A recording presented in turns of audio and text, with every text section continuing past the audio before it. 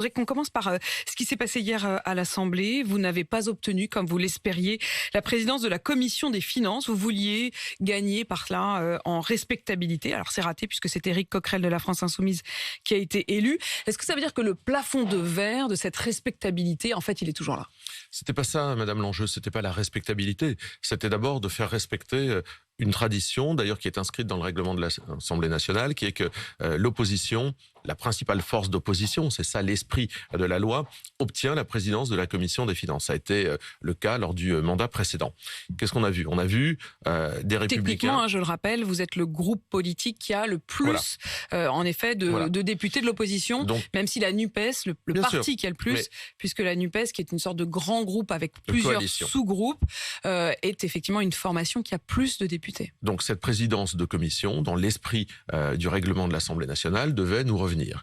Nous avons vu des députés des LR qui ont préféré aller jusqu'au bout d'une démarche amenant à faire élire Éric Coquerel, d'extrême gauche, de la France Insoumise, à la tête de cette commission des finances. Moi, je pense que c'est politiquement un signal très dangereux quand on voyait LR à ses électeurs disant qu'ils préfèrent faire élire Éric Coquerel à la tête de la présidence de la commission des finances. Et on a vu une majorité qui n'a pas voulu, avec une espèce de passivité, qui n'a pas voulu s'en mêler, laissant encore Éric Coquerel, c'est-à-dire trahissant l'esprit de ce règlement. Non, mais ça veut dire qu'en fait, ils ont préféré tout trahir, les LR, leurs électeurs en particulier, la majorité, l'esprit du règlement de l'Assemblée nationale, et faire élire Éric Coquerel, alors que deux solutions s'offraient à nous. La possibilité de faire élire Charles de Courson, un parlementaire expérimenté mais qui n'a pas eu le courage de continuer. Il a préféré se retirer au troisième tour. Je lui ai dit au contraire qu'il a eu le courage de se retirer pour ne pas pactiser avec vous. Oui, voilà, qui a préféré,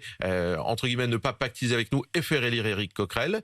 Donc ça montre aussi une certaine forme de lâcheté politique. Et puis, de l'autre côté, il y avait la possibilité d'une présidence tournante. On a proposé ça. Et là, ce sont les LR qui n'ont pas voulu. Donc, à un moment, il faut que ces gens-là reviennent devant leurs électeurs, reviennent devant, vous savez, tous ces milieux économiques dont ils disent qu'ils sont les avocats tout au long de l'année, les LR qui disent on est des gens sérieux, on va protéger l'économie, etc. Mais ils vont aller leur dire qu'ils ont laissé la présidence de la Commission des Finances à Éric Coquerel, qui va utiliser, et qui le dit, il ne s'en cache pas, la Commission des Finances comme une arme politique.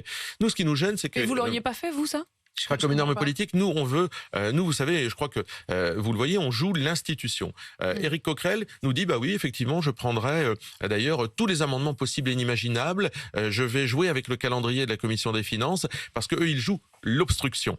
Eh bien, moi, je pense qu'on a deux visions très différentes. Vous avez l'extrême gauche qui veut jouer l'obstruction, casser la machine, empêcher que la France avance. Et puis, vous avez des élus Rassemblement National qui sont missionnés par leurs électeurs. Moi, mes électeurs de Nain, ils me disent, allez vous battre sur le pouvoir d'achat, sur l'immigration, sur tous ces sujets-là. Ils ne cherchent pas à casser la machine.